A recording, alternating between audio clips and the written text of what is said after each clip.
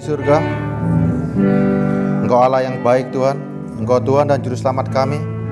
Pagi ini kami berkumpul bersama semua saudara seiman kami untuk mendengarkan firman-Mu Bapa. Pakai mulut hamba-Mu untuk menyampaikan isi hati-Mu, bukan karena kuat dan gagah perkasa kami, namun hanya Engkau yang beracara dalam hidup kami dan dalam mulut kami. Terima kasih Yesus, hanya dalam nama-Mu kami berdoa bersyukur, haleluya, amin. Mungkin saya pakai itu aja ya. Terima kasih. Selamat pagi ya. Selamat pagi.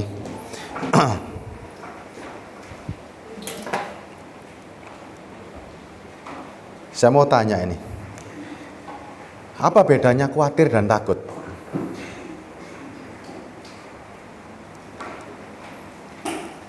Apa bedanya khawatir dan takut? Kita sering kali, apa yang menakutkan buat kita? Kita khawatir atau kita takut nih? Hampir sama loh kalimatnya. Yang saudara hadapi tiap hari, itu khawatir atau takut? Khawatir ya? Betul ya? Tapi yang saudara takutkan sebetulnya apa? Ada dua perbedaan loh ini. Khawatir bisa tiap hari, takut itu satu kali. Apa yang membuat engkau khawatir sebetulnya? Tiap hari. Kita khawatir nggak? Khawatir. Apa yang jadi kekhawatiran kita? Nggak punya duit? Sakit? Ya kan? Itu yang mengkhawatirkan. Seluruh urusan tetek bengek yang ada di bumi ini setiap hari membuat kita khawatir. Benar nggak? Tapi ada satu yang membuat saudara takut sebetulnya. Apa itu? Saudara nggak punya rasa takut berarti? Hah? Khawatir itu bisa tiap hari. Tapi ada satu rasa yang begitu luar biasa. Takut. Apa itu takut?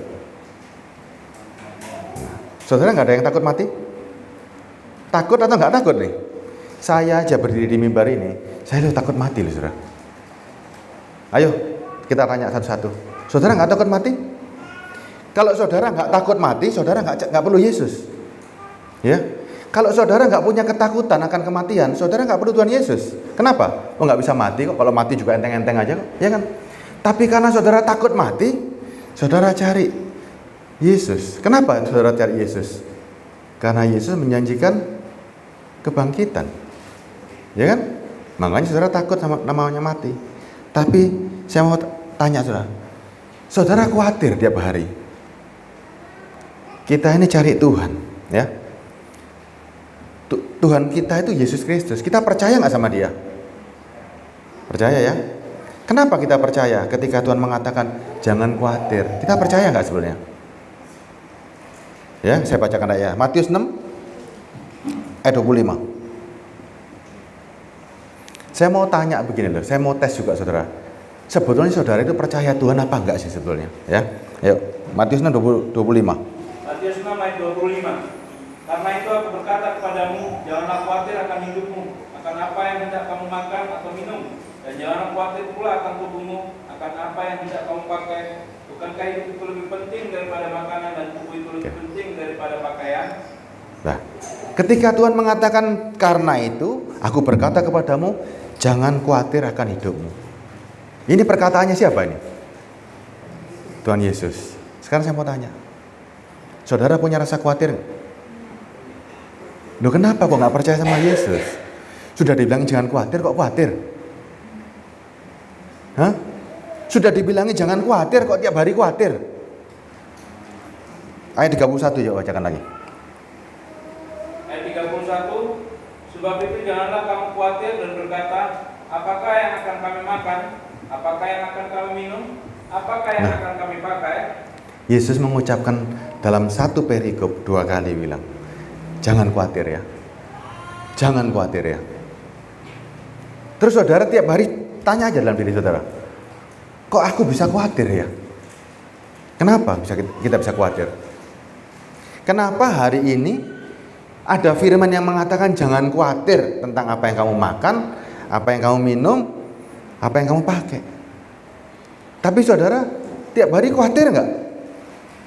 akan hari besok itu gimana, anakku besok makan apa, bagaimana pekerjaanku, bagaimana kalau aku di PHK, ya kan?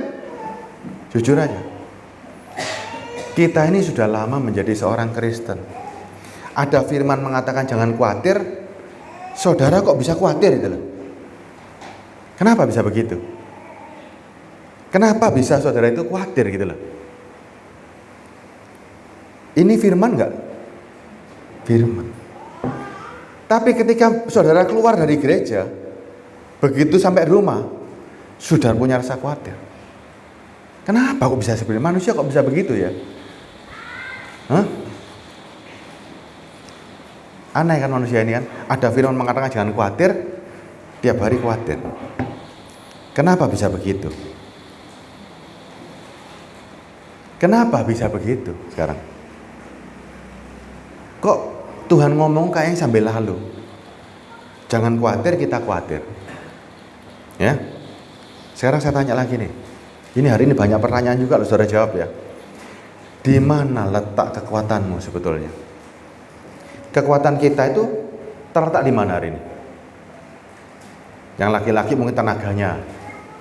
Yang perempuan merasa cantik, kekuatanku dari kecantikanku, aku bisa merayu orang. Macam-macam. Coba hari ini renungkan, di mana letak kekuatan kita hari ini?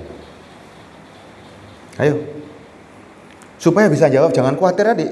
Di mana kekuatan kita hari ini? Masih bingung dong? Nah, karena saudara masih nggak ngerti sebenarnya kekuatan kita itu di mana sih ini? Saya kasih lagi, saya pelan-pelan mata kita bisa melihat jauh nggak? Bisa ya? Sampai batas mana mata kita bisa melihat? Misalnya nih, adik ini ya, bisa lihat tulisan yang di sini nggak? Nggak bisa kan? Berarti mata punya batas ya. Oke. Telinga kita seberapa kuat untuk mendengar? Telinga kita bisa mendengar suara kan? Tapi seberapa kuat kita bisa mendengar? Ada suara yang tidak bisa terdengar. Kalau suara itu terlalu keras, atau suara itu terlalu nggak jelas, ya kan? Telinga punya batas. Ada suatu mulut juga. Mulut itu bisa memperkatakan suara, ya, supaya orang tahu. Semua ada batasnya, ya. Nggak bisa mulut ini mengatakan misalnya begini, saya di rumah, saya berkata-kata sama Bu Gembala, nggak ngerti Bu Gembala, nggak nyampe, suaranya nggak nyampe, mau teriak-teriak pun juga nggak nyampe. Semua ada batasnya. Tapi ada nggak mata yang bisa melihat yang tak terlihat? Ada nggak telinga yang bisa mendengar yang tak terdengar? Ada nggak mulut yang bisa memperkatakan tanpa membuka mulut? Ada nggak? Hah? Ada atau nggak ada ini? Ada. Mata bisa melihat yang tak terlihat. Telinga bisa mendengar yang tak terdengar. Mulut bisa memperkatakan kata-kata yang tanpa mengucap mulut. Siapakah itu? Hah? Nggak apa-apa, salah, nggak apa-apa, kita sharing kok ya. Bukan saya yang harus ngomong di sini terus-terusan, terus saudara cuma nurut. Saya harus tanya, siapakah yang punya mata bisa melihat tanpa melihat? Siapakah yang punya telinga bisa mendengar tanpa terdengar sebuah suara? Siapakah yang bisa mengucapkan kata-kata tanpa membuka mulut? Siapa dia? Tuhan Yesus. Hah? Hampir ya. Hati, hampir terus. Roh Kudus, apa lagi nih? Lu saudara nggak yakin sih masalahnya? Hah? Ayo Marta apa? Bagi manusia mengasihi Allah. Wes apa lagi coba? Makanya saudara bisa khawatir, bisa takut, bisa sedih, karena ternyata saudara nggak ngerti diri saudara. Siapakah itu? Manusia rohani. Loh baru iya ya. Manusia rohani saudara punya nggak? Coba pejamkan mata hari ini. Saudara bisa melihat surga nggak? Dengan mata rohani saudara bisa melihat surga nggak? Bisa nggak? Bisa kan? Mata kita bisa melihat surga loh. Telinga kita bisa mendengar seruan di surga.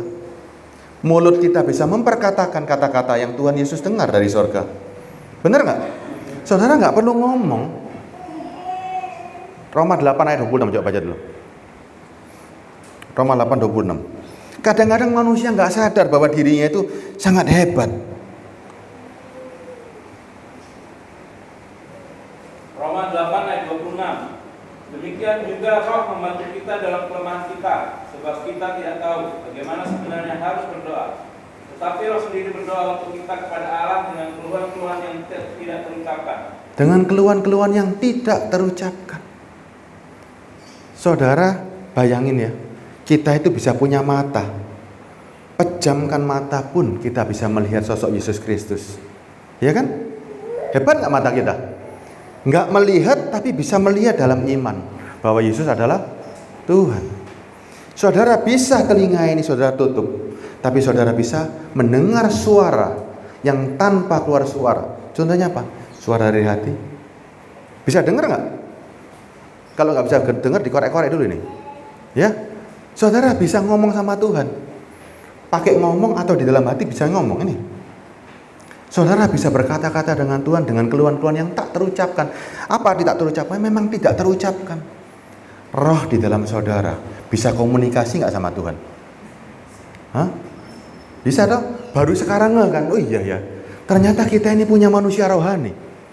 Ada sesuatu di dalam diri kita. Hebat mana? Yang di luar dengan yang di dalam? Yang di dalam. Setuju ya? Yang di dalam ini lebih hebat. Buktinya apa? Yang di luar umurnya cuma sampai ini loh, memudar. Yang cantik bakal tua. Yang tua bakal mati. Ya kan? Tapi yang di dalam ini selamanya enggak? Ini selamanya. Kalau saudara lihat nih ya gambarannya ya, yang di luar ini sementara, yang enggak kelihatan itu selamanya. Ada firman juga mengatakan begini. Matius 26:41. Ya. Berjaga-jagalah dan berdoalah supaya kamu jangan jatuh ke dalam pencobaan. Roh memang penurut, daging itu lemah. Jelas ya? Tuhan Yesus mengatakan ini loh. Roh itu penurut, daging lemah. Sekarang kita tanya nih. Roh penurut, daging lemah. Kalau daging diperkuat, rohnya katut gak? Daging yang diperkuat nih, rohnya ikut gak? Ikut siapa rohnya? Ikut daging. Daging diperkuat karena roh itu penurut, dia ikut daging. Sekarang saya tanya balik. Roh penurut, daging lemah. Kalau roh diperkuat, daging kemana? Kalau roh yang diperkuat, dagingnya kemana?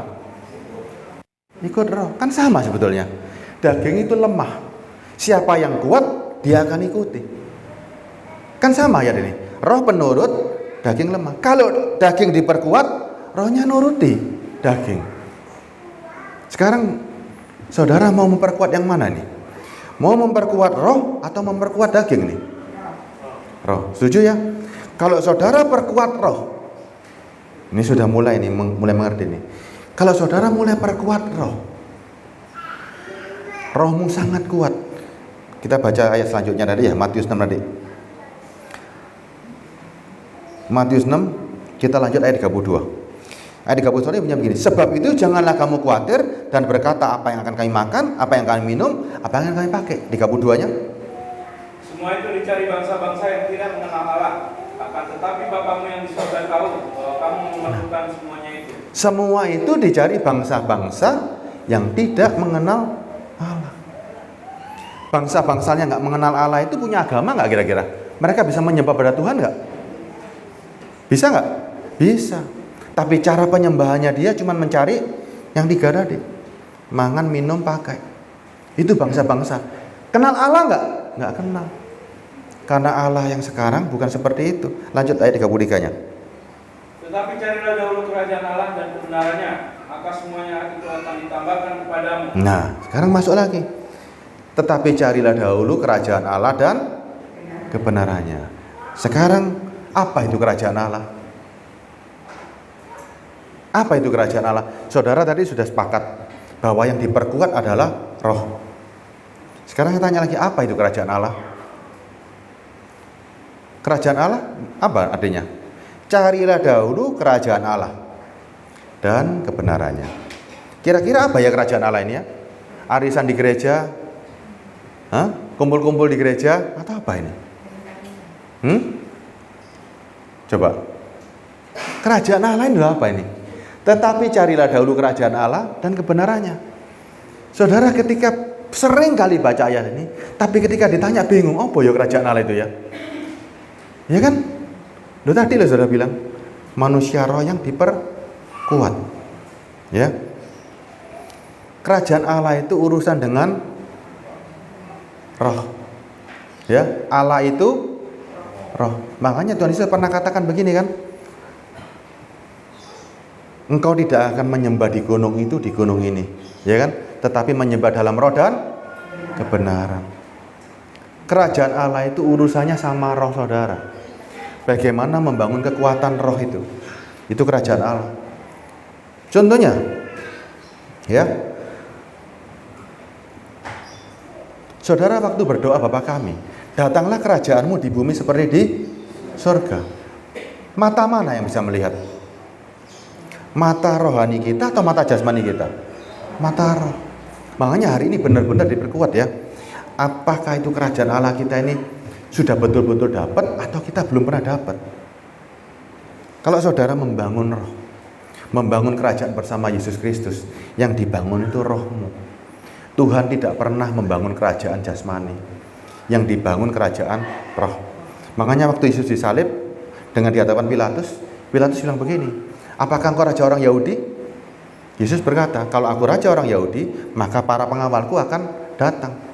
Kerajaanku bukan berasal dari dunia, kerajaanku berasal dari sorga. Sorga itu urusan roh. Ya, saudara jangan salah begini loh ya. Banyak orang menampilkan kerajaan Allahnya, tapi itu sebetulnya bukan kerajaan Allah. Contoh, banyak orang ngeroh. Ya, banyak sekali orang ngeroh. Dia ngeroh dengan roh yang kuat itu beda loh saudara ya. Kalau roh yang sebetulnya, yang sebenar-benarnya, roh itu memperkuat roh untuk hubungan dengan Tuhan. Ya, roh itu, roh yang asli dari Tuhan akan mempererat hubungan dengan sorga, mempererat hubungan dengan kerajaan Allah. Tapi ada satu roh lagi yang berbeda, yang kelihatannya ngeroh, tapi urusannya sama daging. Saya kasih tahu ini contohnya. Rohani tapi palsu. Ada rohani yang sebenarnya. Apa rohani palsu? Matius 6 ayat 5. Orang itu suka berdoa juga, doanya nggak entek-entek. Ya, Matius 6 ayat 5. Matius 6 ayat 5. Dan apabila kamu berdoa, janganlah berdoa seperti orang munafik. Mereka suka mengucapkan doanya dengan berdiri dalam rumah-rumah ibadat dan pada tikungan-tikungan jalan raya, supaya mereka dilihat orang. Aku berkata kepadamu, sesungguhnya mereka sudah mendapat upahnya. Dan apabila kamu berdoa, jangan berdoa seperti orang munafik. Kita mungkin nggak berdoa dalam rumah-rumah ibadat, ya, nggak teriak-teriak, nggak apa. Kita nggak berdoa di tikungan jalan. Tapi yang terakhir ini, supaya dilihat orang. Loh, kita nggak berdoa di tikungan, tapi ada ayat supaya mereka dilihat orang. Ada nggak orang doa yang kepingin dilihat sama orang? Ada nggak? Ada. Doa yang banter. Anda pikir doa yang banter itu Tuhan dengar gitu kan? Padahal kalau doa mau nyampe kepada sorga dengan teriakan atau yang dari dalam ini. Nah itu tadi. Untuk mencapai sorga, suara kita nyampe nggak? Suara jasmani nggak akan nyampe. Yang bisa nyampe ke sorga hanya suara dari manusia roh kita ini. Ayo doa sing banter. Nyampe nggak di surga? Nggak akan nyampe. Ya, kelihatannya rohani loh. Doanya kenceng banget. Kelihatannya rohani. Tapi kalau kita pakai firman ini, supaya mereka dilihat orang. Kita tanpa sadar, jasmani itu lemah. Kita ikut yang seakan-akan, ingat loh, jasmani itu kepingin dipuji, jasmani itu kepingin dimanjakan, kepingin dilus-elus, kepingin dipercantik, betul nggak? Saudara kalau mempercantik jangan yang jasmani, yang roh tadi loh, diperkuat. Yang jasmani ini sementara. Jasmani itu penuh dengan kepalsuan. Contohnya sekarang, wajah kita ini sempurna nggak? Sempurna nggak wajah kita? Sempurna dong. Tapi itu dibedain juga kan, bukannya salah loh, enggak. Tapi itu gambaran. Jasmani itu ingin menutupi dan ingin kelihatan lebih, ya, itu jasmani. Ingin ditampilkan kepada orang lain. Saudara berdandan cantik, itu untuk diri saudara atau untuk orang lain? Hah? Loh, nggak mungkin. Saudara dandan cantik-cantik pakai parfum, yang menikmati siapa? Hah? Orang lain. Nggak ada orang dandan untuk dirinya sendiri. Kalau dandan untuk dirinya sendiri berarti seharian di kamar. Ketika saudara dandan mau kemana coba? Kan mau menampilkan sama orang. Mau pakai parfum supaya kumpul sama orang, ya kan? Jadi sebetulnya jasmani itu ingin dipuja, ingin dipuji, ingin menyenangkan. Tapi tanpa sadar itu menjadi kesombongan. Sama halnya dengan doa. Ayo, siapa doanya yang paling seneng kenceng? Sak banter-banter. Supaya kadang-kadang kita nggak sadar. Doamu masih banter, masih bengak-bengok. Di sini nggak ada. Masih bengak-bengok sampai suaramu habis. Nggak akan dengar di surga. Tapi hatimu, suara hatimu, mulut rohanimu, ketika engkau menyampaikan tanpa terucap pun, Tuhan tahu. Tuhan maha besar nggak? Maha besar. Maha kuasa nggak? Hebat nggak Tuhan? Kalau Tuhan hebat, Dia harus tahu apa yang ada di dalam hatimu hari ini. Tanpa engkau berdoa pun sebelumnya Tuhan itu tahu. Makanya Tuhan tadi bilang, Tuhan tahu kamu membutuhkan semuanya itu. Tapi banyak orang teriak-teriak butuh itu. Coba, Tuhan bilang beginilah, jangan khawatir tentang makan minum pakai. Tuhan tahu kamu memerlukan semua itu, tetapi cari dahulu kerajaan surga dan kebenarannya. Tapi saudara datang ke gereja juga teriak-teriak minta itu tadi, ya kan? Saudara berpikir bila Tuhan itu kok gak ngerti-ngerti ya? Aku punya kebutuhan, punya keperluan. Padahal kan gak begitu kan? Allah itu maha besar, maha hebat, maha kuasa, makanya Dia jadi Tuhan, ya. Terus yang kelihatan rohani, Matius 6 ayat 18. Saudara boleh berdoa, boleh loh ya. Saya bukan mengajar saudara nggak boleh berdoa. Saudara harus berdoa. Tapi isi doa itu apa gitu loh. Apa isi doa kita sebelum melangkah nanti ini? Apa sih sebetulnya doa itu? Coba. Tuhan bilang jangan khawatir tentang makan, minum, pakai. Aku tahu semuanya itu. Ya kan? Ada lagi Matius. Kalau engkau berdoa tutup pintu masuk kamar, jangan bertele-tele. Ya kan? Karena Tuhan tahu apa yang kita inginkan dalam hati. Terus apa sebetulnya doa itu? 1 Korintus 14 ayat 17. Ini dulu baca ya. Apa sih sebetulnya doa? 1 Korintus 14 ayat 17. Kita sudahkah pernah doa seperti ini? 1 Korintus 14 ayat 17. 1 Korintus 14 ayat 17. Sebab sekalipun pengucapan syukurmu itu sangat baik, tetapi orang lain tidak dibangun olehnya. Saya mau ambil cuma pengucapan syukur. Ya. Ini loh doa itu isinya ucapan syukur. Nanti saudara baca di Filipi ya. Baca full Filipi. Orang itu boleh berdoa sama Tuhan isinya cuma ucapan syukur. Kenapa Paulus mengajarkan doa itu pengucapan syukur? Saya mau tanya tadi, yang awal. Saudara sudah dikatakan jangan khawatir. Saudara juga punya ketakutan ketika menghadapi kematian. Kita semua pasti mati. Tapi Tuhan berikan janji. Dia berikan pengampunan. Dia berikan kehidupan. Itu berkat atau enggak? Berkat. Ya. Berkat itu luar biasa atau biasa saja? Luar biasa. Kalau luar biasa masa masih minta yang keremek-keremek lagi? Saudara kalau merasa berkat itu luar biasa, masa masih minta yang kecil-kecil dari Tuhan? Padahal Tuhan yang kecil, yang luar biasa saja sudah diberikan, apalagi yang kecil-kecil. Dalam doamu renungkan hari ini. Waktu engkau berdoa apa sih isinya?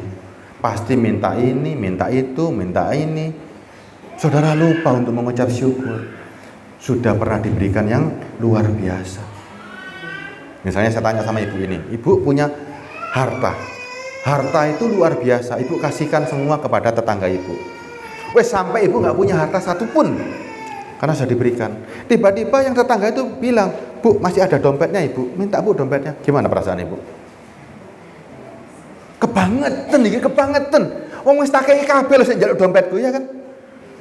Padahal dompet itu untuk apa? Loh, harta yang luar biasa sudah diberikan, sik njaluk kremik-kremik. Harusnya ucapan syukur kita itu itulah yang disebut doa. Ya.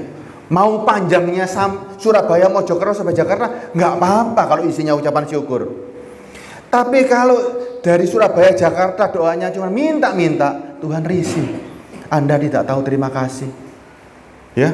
Kalau mau doa ucapan syukur isinya. Wah, itu luar biasa. Ya. Terus lagi, Matius 6 ayat 18. Ada doa palsu. Ada lagi apa lagi ini? Kelihatannya rohani tapi bukan rohani. Ya. Matius 18. Matius 6 ayat 18. Supaya jangan dilihat oleh orang bahwa engkau sedang berpuasa, melainkan hanya Bapamu yang ada di tempat tersembunyi.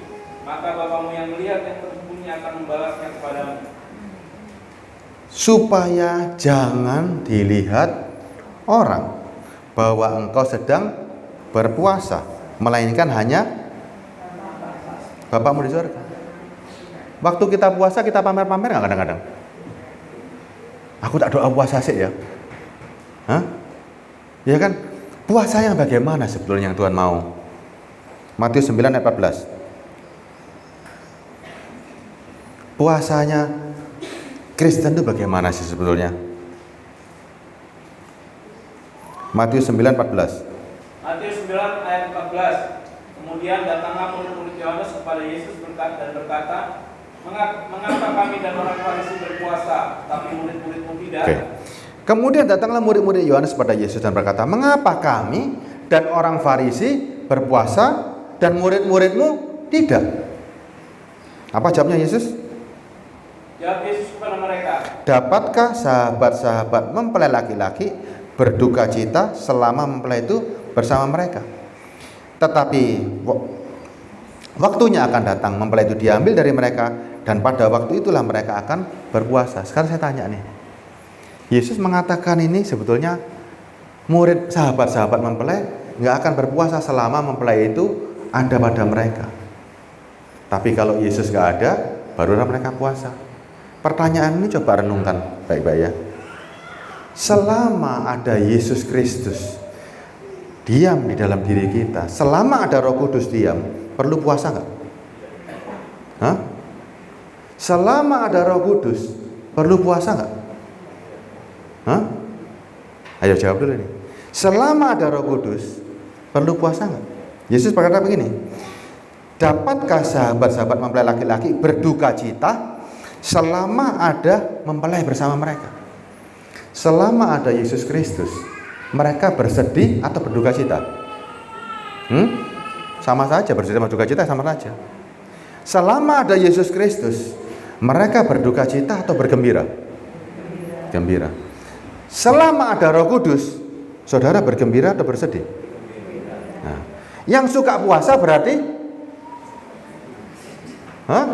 Yang suka puasa berarti memang tidak ada Roh Kudus.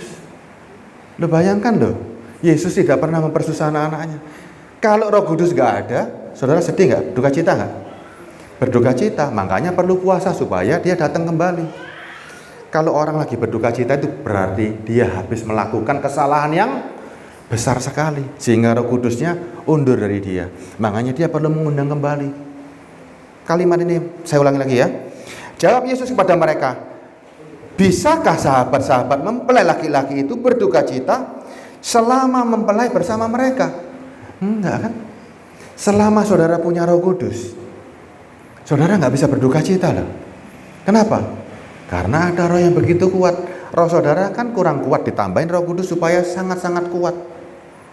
Kalau Roh Kudusnya nggak ada, barulah berduka cita.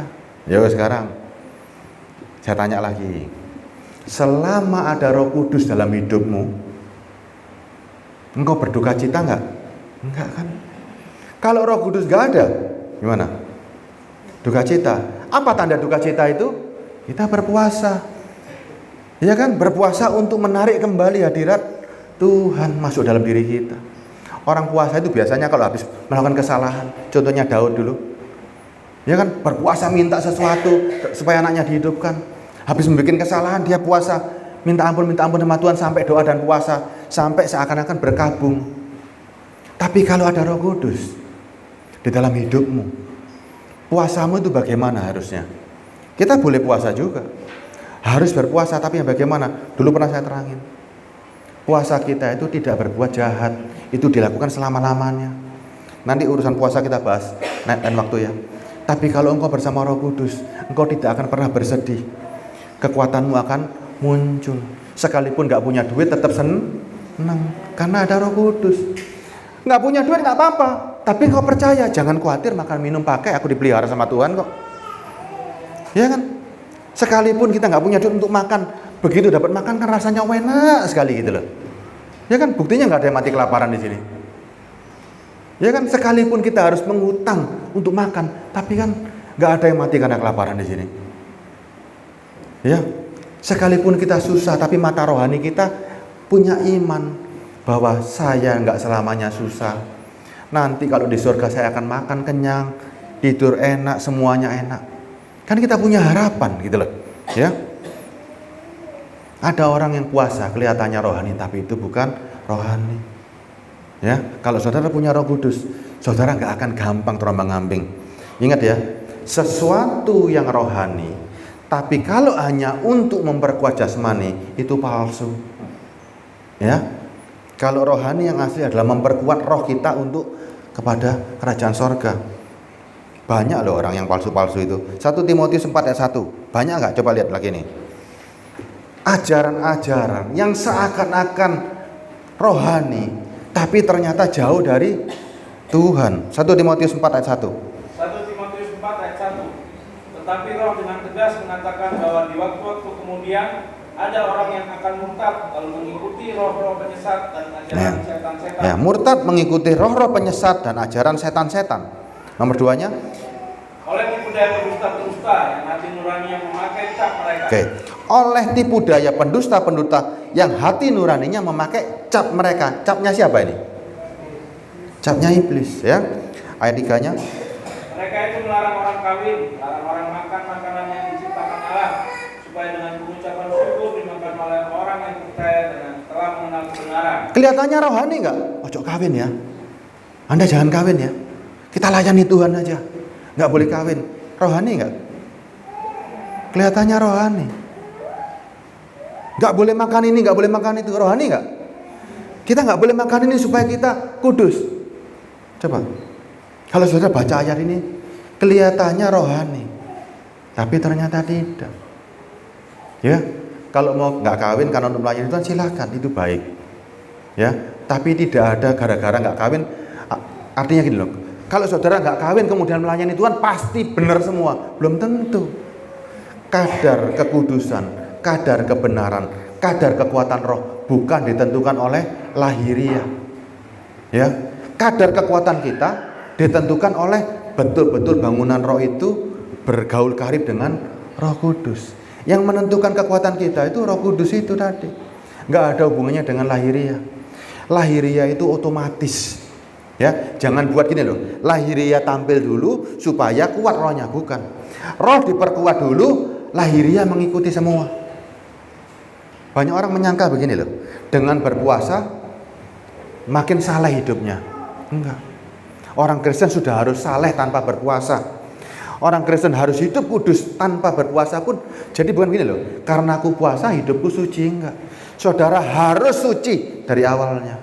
Harus kudus dari awalnya. Kenapa? Karena rohmu itu Roh Kudus, benih ilahi, nggak bisa berbuat salah. Tapi banyak orang mencari kekudusan dari cara-cara lahiriah. Banyak nggak seperti itu? Banyak orang Yahudi itu supaya dia kelihatan kudus, dia pakai jubah, dia pelihara ini. Itu orang Yahudi loh. Supaya kelihatan lahiriahnya kudus, dia tampilkan yang lahiriahnya. Ya. Kurang apa Paulus? Paulus mengatakan, kalau secara lahiriah aku disunat hari ke-8, aku orang Yahudi asli, semuanya itu kuanggap sampah. Ya, misalnya sekarang begini, saya pakai namanya Pak Juli aja ya. Kalau Pak Juli, namanya Pak Juli, dia bisa hidup seenaknya nggak? Bisa, karena namanya dia sendiri kok. Ya, kalau dia pakai namanya sendiri mau hidup apa saja silakan. Tapi ketika Pak Juli pinjam nama menjadi seorang Kristen, bisa asal-asalan? Boleh nggak Pak Juli hidup sesuai dengan apa yang dia dulu lakukan? Dulu dia bernama Juli, dia bebas hidup apa saja, karena orang tahunya Pak Juli. Tapi ada suatu standar, ada suatu nama yang begitu kudus dan begitu hebat, ya, yaitu pengikut Kristus yang disebut seorang Kristen. Saudara pinjam nama loh menjadi seorang Kristen. Bisa asal-asalan nggak? Kalau Kristen itu hidupnya kudus, suci, pengikut-pengikut Kristus adalah orang-orang yang dipenuhi oleh Roh Kudus. Saudara boleh asal-asalan nggak? Nggak boleh, karena saudara pinjam nama. Misalnya nih, ada Pak siapa? Misalnya di sini, saya boleh nggak pinjam namanya Bapak? Nama Bapak itu begitu hebat di kampung ini. Ada Bu Rohana aja, ya Bu ya. Saya pinjam namanya Ibu. Ibu terkenal sebagai seorang gembala yang baik, gini-gini. Nama saya, misalnya saya Stephen. Orang nggak kenal saya bisa pakai apa saja nama saya, nggak ada yang komplain kan? Karena saya menjaga nama saya sendiri, ya kan? Orang kenal saya sebagai penjahat, nggak ada masalah kok nama saya kan. Tapi ketika nama Bu Rohana, yang seorang gembala hidupnya suci, saya pakai namanya, Bu, saya pakai namanya. Nama saya sekarang menjadi anaknya Bu Rohana. Tapi saya kelakuannya sama seperti dulu. Ibu mau nggak? Sini aku kamu ini. Begitu juga dengan kekristenan. Saudara ini lo pinjam nama. Nama Kristen itu sudah wajib. Orang Kristen itu dari dalamnya sudah baik, tidak bisa berbuat dosa, moralnya baik. Saudara lo pinjam nama. Orang pinjam nama itu harus tanggung jawab, nggak asal-asalan loh. Saudara pikir Kristen itu gampang? Enggak. Ternyata kita ini pinjam nama yang begitu agung, nama yang begitu hebat, yang kita disematkan sebagai pengikut Kristen. Ya, pengikut Kristus itu namanya orang Kristen. Siapa Kristus? Raja di atas segala raja, Tuhan itu sendiri dan Bapa itu sendiri. Kalau saudara meminjam namanya Bapa untuk disematkan pada saudara, boleh asal-asalan nggak? Nggak boleh asal-asalan ya. Kita lanjut sekarang. Jadi kekuatan kita yang mau kita tampilkan apa coba? Kekuatan roh. Roh yang bagaimana? Roh yang disertai dengan Roh Kudus. Tanpa Roh Kudus nggak mungkin ya. Tidak mungkin satupun. Yohanes 17 ayat 16.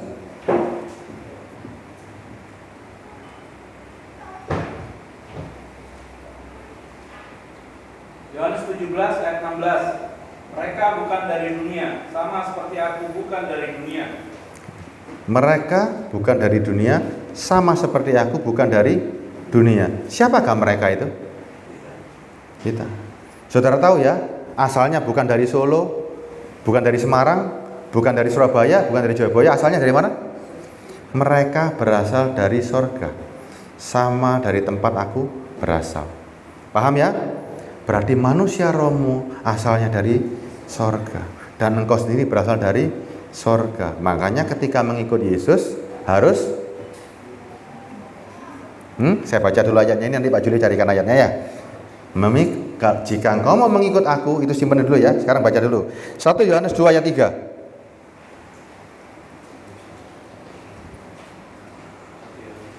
1 Yohanes 2 ayat 3.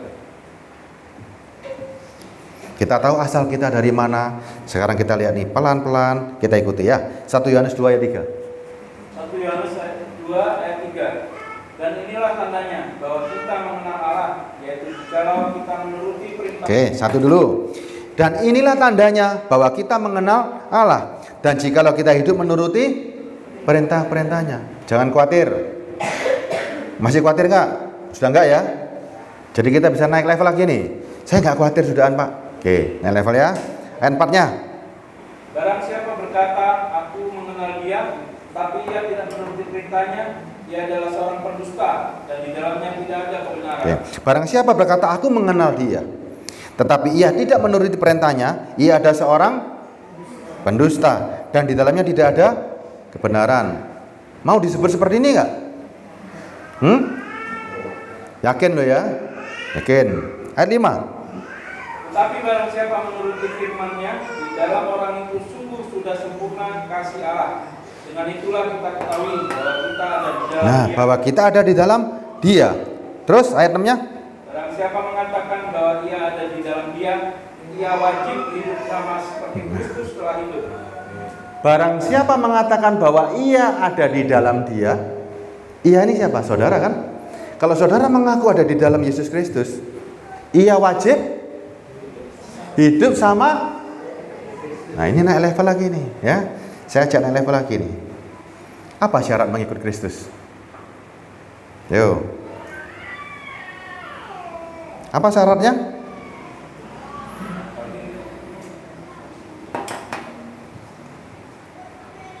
Lukas 9:23. Nih ya, saudara yakin ya ini ya? Barang siapa mengatakan bahwa engkau ada di dalam Dia, kita wajib sama, kita wajib hidup sama seperti Kristus telah hidup. Ya, Lukas 9:23. Lukas 9 ayat 23. Katanya kepada mereka semua. Stop dulu. Katanya kepada mereka semua, ya. Kepada kita hari ini. Setiap orang yang mau mengikut aku, ia harus menyangkal dirinya, memikul salibnya setiap hari dan mengikut aku. Tadi Tuhan katakan, kalau engkau mengasihi aku, pasti menuruti perintahku. Kita satu-satu ya. Setiap orang yang mau mengikut aku, saudara mau nggak ikut Yesus? Mau ya? Menyangkal diri? Apa arti menyangkal diri? Menyangkal diri tiba-tiba bilang begini, saya Pak Juli, tiba-tiba ngomong saya bukan Pak Juli. Enggak. Pak Juli sudah menjadi Juli bin Yesus. Kehidupannya sudah seperti Kristus. Apa arti menyangkal diri? Menyangkal diri itu loh, tadi loh. Menyangkal diri itu asalmu dari mana coba? Asal kita tadi dari mana coba? Kalau berasal dari surga berarti menyangkal diri kita bukan berasal dari dunia. Kalau saudara nggak berasal dari dunia, saudara nggak akan ikut campur dengan dunia. Setelah menyangkal aku nggak asalku bukan dari dunia ini, sehingga aku tidak boleh jatuh dalam dunia ini. Aku tidak boleh cinta pada dunia ini. Apa arti memikul salib setelah itu?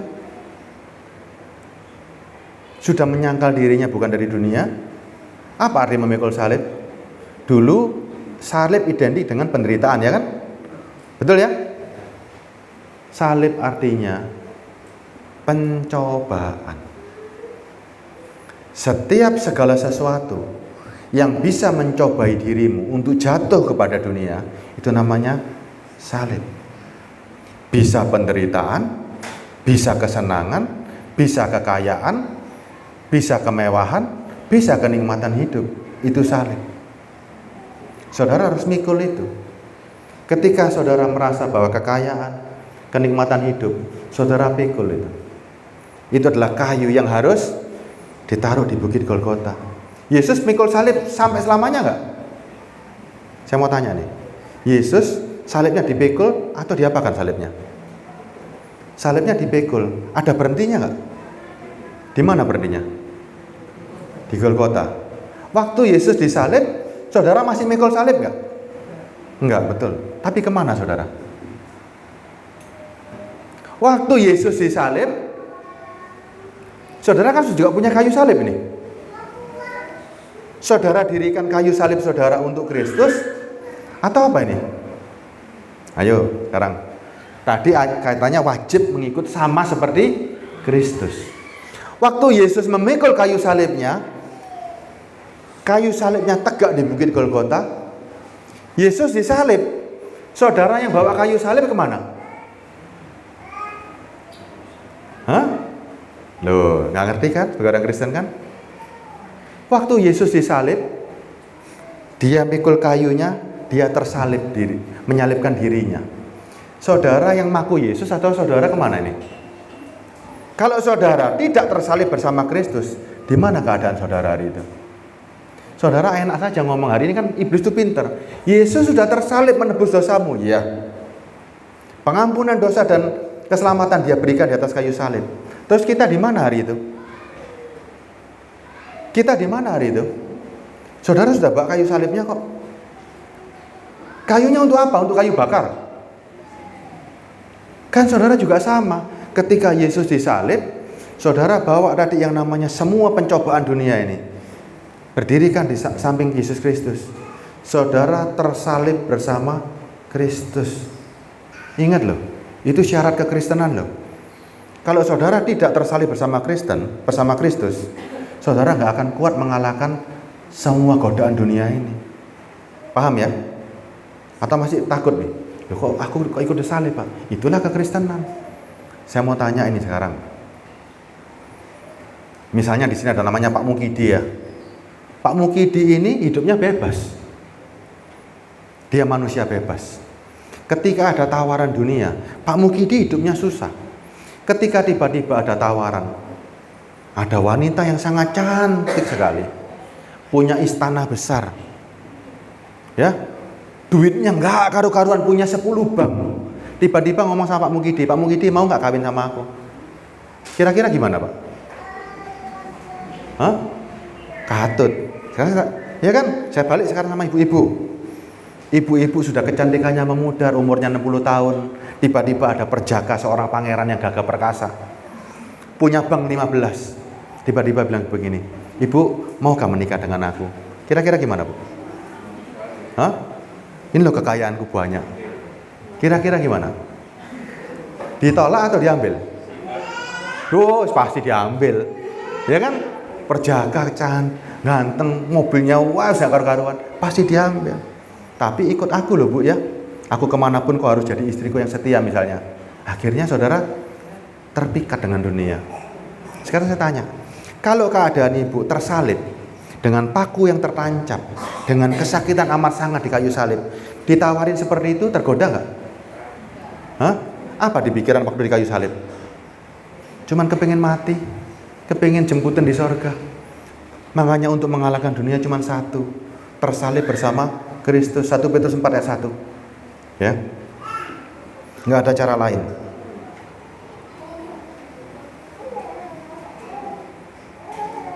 Petrus 4 ayat 1. Jadi karena Kristus telah menderita penderitaan badani, kamu pun harus juga mempersenjatai dirimu dengan pikiran yang demikian.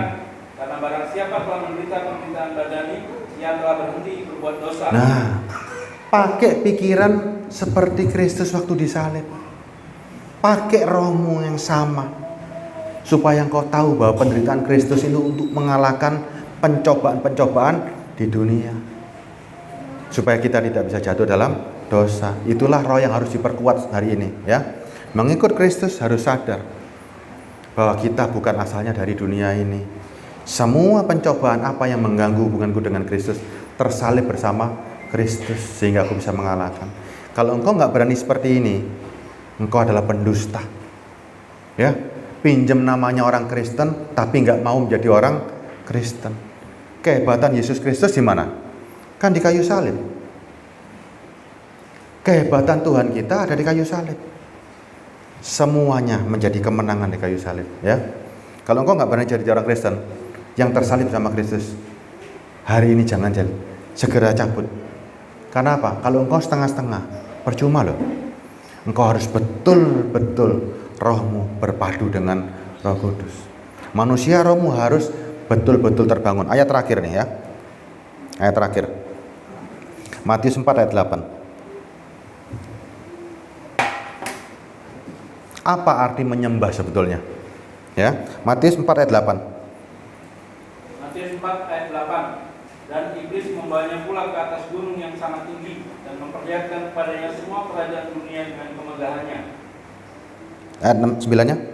Dan berkata kepadanya, semua itu akan kuberikan kepadamu jika engkau sujud menyembah aku. Iblis pernah menawarkan, ya, iblis pernah menawarkan semua kerajaan di bumi ini dan kemegahannya akan aku berikan kepadamu jika engkau sujud menyembah aku.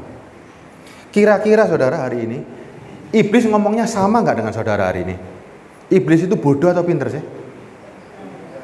Kira-kira misalnya sekarang, sembahan aku, tak berikan semuanya. Kira-kira yang disembah itu siapa? Iblis. Kalau orang tahu itu iblis, kira-kira mau nggak dia menyembah? Ya nggak mau. Dia pakai cara. Apa yang dia lakukan hari ini? Yang sama, apa arti menyembah itu? Apa arti worship? Apa arti menyembah? Ayo. Saudara, ketika arti menyembah, saudara pikir menyembah itu harus berdoa. Ya kan?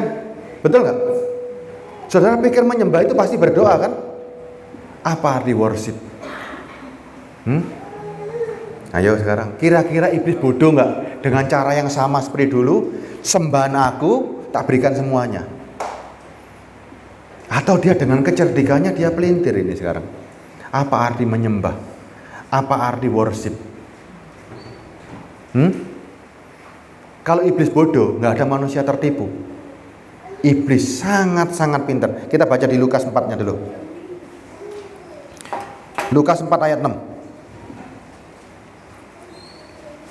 Lukas 4 ayat 6, benar-benar ayat terakhir ya. Lukas 4 ayat 6. Saya bacakan aja. Kata iblis kepadanya, segala kuasa itu serta kemuliaannya akan kuberikan kepadamu, sebab semuanya itu telah diserahkan kepadaku, dan aku memberikannya kepada siapa saja yang ku kehendaki. Dengan syarat ayat 7-nya, jika engkau menyembah aku, seluruhnya akan menjadi milikmu. Kalimatnya sama, jika engkau menyembah aku.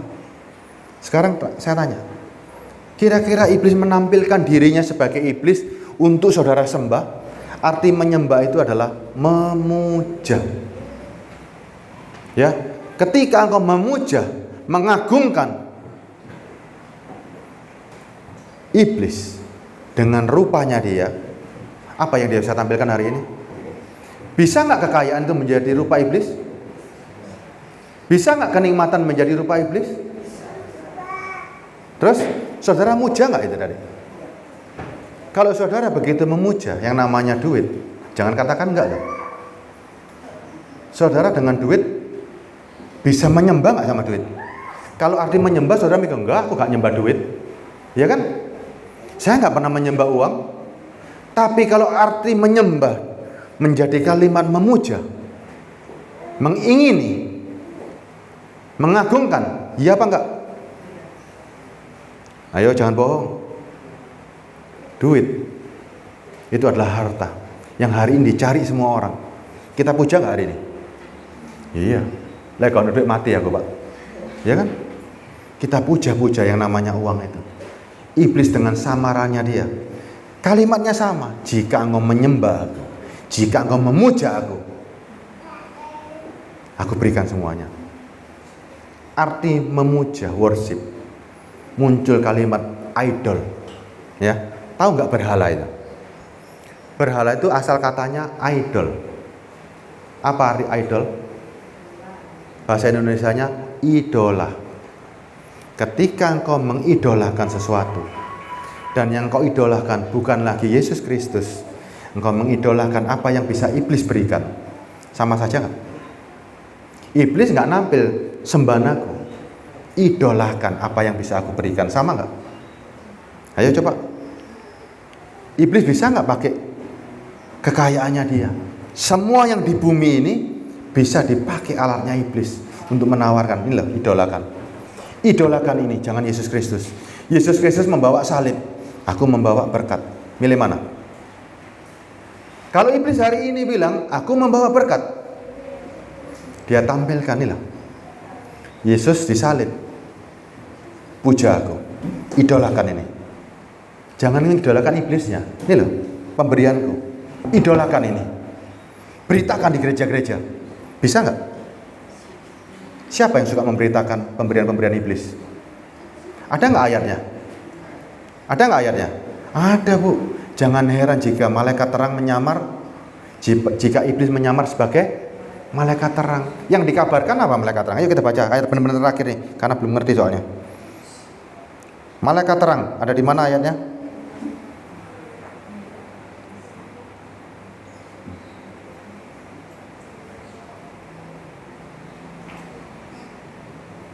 2 Korintus 11 ayat 13. 2 Korintus 11 ayat 13. 2 Korintus 11 ayat 13. Saya bacakan aja begini. Sebab orang-orang itu adalah rasul-rasul palsu, pekerja-pekerja curang yang menyamar sebagai rasul-rasul Kristus. Ayat 14-nya, hal itu tidak usah mengherankan, sebab iblis pun menyamar sebagai malaikat terang. Jadi bukanlah hal yang ganjil jika pelayan-pelayannya menyamar sebagai pelayan-pelayan kebenaran. Kesudahan mereka akan setimpal dengan perbuatan mereka. Kalau ada pengikut iblis menyamar sebagai pelayan-pelayan kebenaran, yang disampaikan apa kira-kira? Apa yang disampaikan? Tuhan memberikan kerajaan sorga. Tuhan memperkuat roh kita. Yang diperkuat sama Tuhan roh kita. Tapi iblis berusaha menampilkan apa yang dia bisa berikan. Para pengikut-pengikut iblis yang menyamar sebagai pelayan-pelayan Kristus, yang dia tampilkan adalah apa yang bisa iblis berikan. Contohnya, berkat ditawarkan di gereja, mujizat ditawarkan di gereja, kenikmatan hidup ditawarkan di gereja. Semua itu ada dalam kuasa. Loh, coba tadi ayat tadi loh. Semua itu di dalam kuasa yang Lukas tadi loh. Di dunia ini sudah diberikan kuasanya kepada iblis. Itu yang ditawarkan. Ayo, pernah dengar nggak khotbah seperti itu? Ditawarkan yang iblis bisa berikan. Yesus Kristus menawarkan nggak? Apa yang dia bisa berikan? Dia tawarkan kan? Dia tawarkan kerajaan sorga. Dia tawarkan rumah di sorga. Yesus Kristus tidak pernah menawarkan sesuatu yang dia tidak mau berikan. Bumi dan seisinya miliknya dia, tetapi bukan itu. Dia tawarkan kerajaan sorga. Tapi kalau pelayan-pelayan malaikat terang yang menyamar, dia tawarkan apa yang dia bisa berikan. Apa yang dia bisa berikan? Yaitu tadi, makanan, minuman, apa yang kau bisa pakai, itu ditawarkan semua. Hati-hati, sangat hati-hati ya. Betul-betul waspada. Yang berdiri di mimbar, apa yang dia tawarkan merefleksikan apa yang dia bisa berikan. Setan pernah menjanjikan itu kepada Tuhan Yesus Kristus dan ditolak. Ya, hal yang sama pun hari ini pelayan-pelayannya menawarkan hal yang sama. Engkau nggak disuruh menyembah iblis, tapi engkau disuruh memujah pemberian-pemberian ini. Engkau mengidolahkan pemberian-pemberian ini. Engkau menginginkan pemberian-pemberian ini. Itu semua untuk jasmanimu. Manusia rohmu nggak butuh itu semua. Manusia rohmu butuh yang namanya kerajaan sorga. Yang kita perkuat hari ini hanya manusia roh, bukan manusia jasmani. Termasuk lagu-lagu sangat bahaya juga. Lagu yang sering dinyanyikan di gereja tanpa sadar membuat engkau makin hari makin serakah. Apa lagunya? Apa lagunya? Wah, harus tak tambah satu ayat lagi nih. Hah? Doa Yabes. Ya, gak apa-apa, 5 menit ya. 5 menit Bu ya. 5 menit saja. Saya kasih lagu ini supaya sudah ngerti. 1 Tawarin 4 ayat 10. Yabes berseru kepada Allah Israel. Katanya, kiranya engkau memberkati aku berlimpah-limpah, memperluas daerahku, dan kiranya tanganmu menyertai aku, dan melindungi aku dari malapetaka, sehingga kesakitan tidak menimpa aku. Semuanya untuk apa ini? Semua yang diminta Yabes untuk apa? Untuk roh atau untuk daging? Untuk daging. Ya. Hari ini iblis bisa masuk ke dalam suatu lagu untuk memperkuat jasmanimu supaya engkau makin cinta pada dunia. Kalau engkau diberkati Tuhan berlimpah-limpah, kalau engkau diperluas daerahmu, kalau engkau hidupmu seakan-akan Tuhan menyertai dan beruntung terus dan tidak ada malapetaka, engkau mau nggak dengan ke surga pada hari itu? Pasti enggak. Pasti tidak, karena engkau begitu menikmati dunia. Ya, iblis bisa pakai cara apa saja, terutama melalui firman. Kita dirangsang kembali untuk cinta pada dunia. Kalau mau doa, jangan doa Yabes, doa Bapa kami. Ya, doa Bapa kami itu untuk roh kita semuanya, tidak ada untuk jasmani sama sekali. Jangan asal-asalan nyanyi, nggak gampang. Ya, Kita ke gereja hari ini, kita mau apa yang Yesus tawarkan. Kita nggak mau apa yang iblis tawarkan.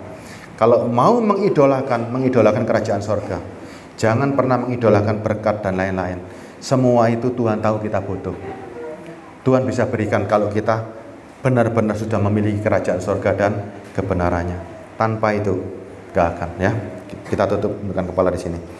Ada satu lagu yang kita nyanyikan, ya. Saya ajari saudara nyanyi lagu ini, ya. Bukan mujizat, ya.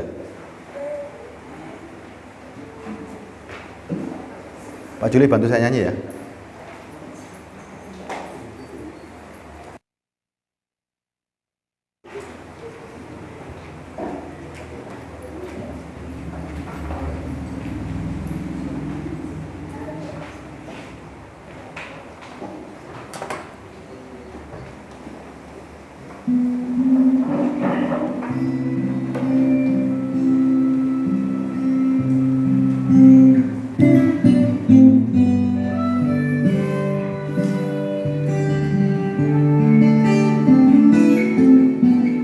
Ulang kali ku sakiti hatimu, berulang kali ku cobai kau Tuhan, berulang kali aku memberontak darimu.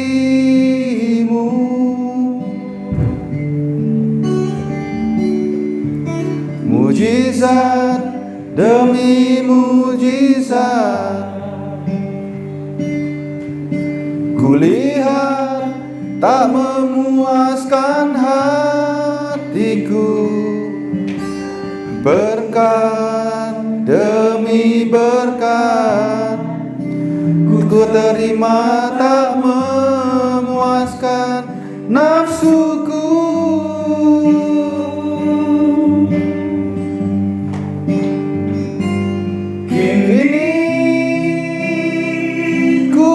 Sadar, ya Tuhan,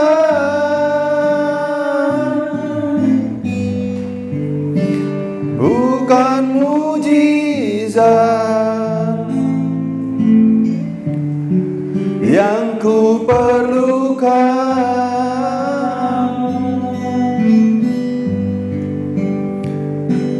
Kini ku sadar, ya Tuhan,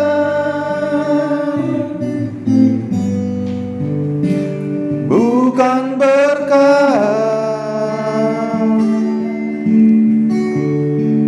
yang ku nantikan.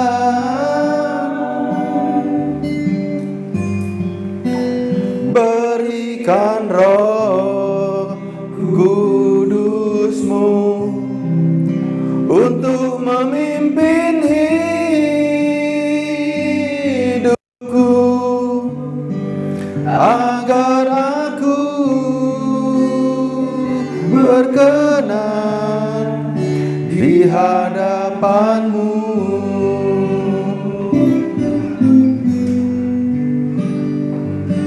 Mujizat gak ada gunanya buat saudara, berkat pun tidak ada gunanya.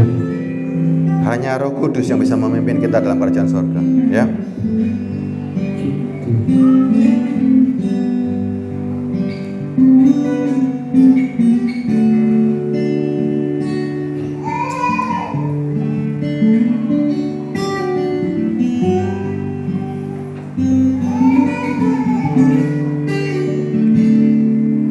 Berulang kali ku sakiti hatimu, berulang kali ku cobai kau Tuhan, berulang kali aku memberontak darimu.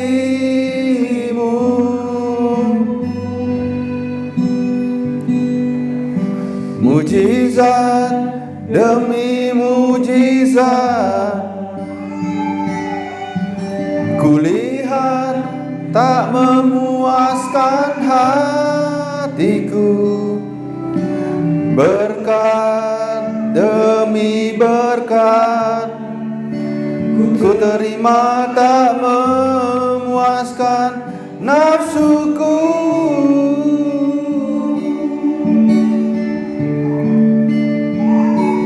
Kini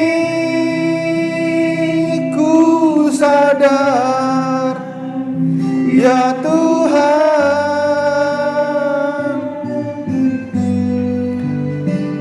bukan mujizat yang ku perlukan,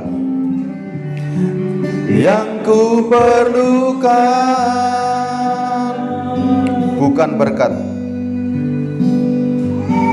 Kini ku sadar, ya Tuhan,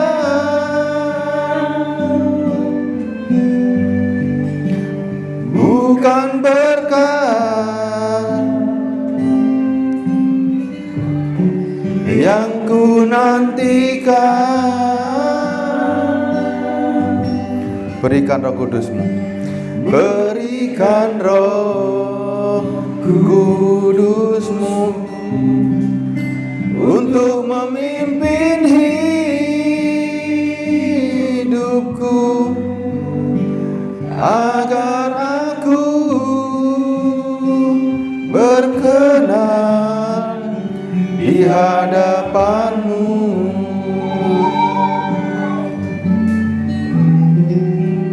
Agar aku berkenan di hadapan-Mu.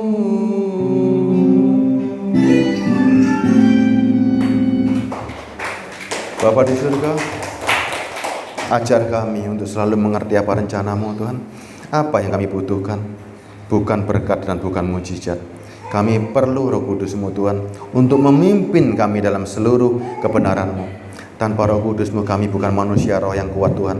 Kami manusia rapuh. Jasmani kami terbatas, tapi roh kami harus kuat bersama-Mu, Tuhan.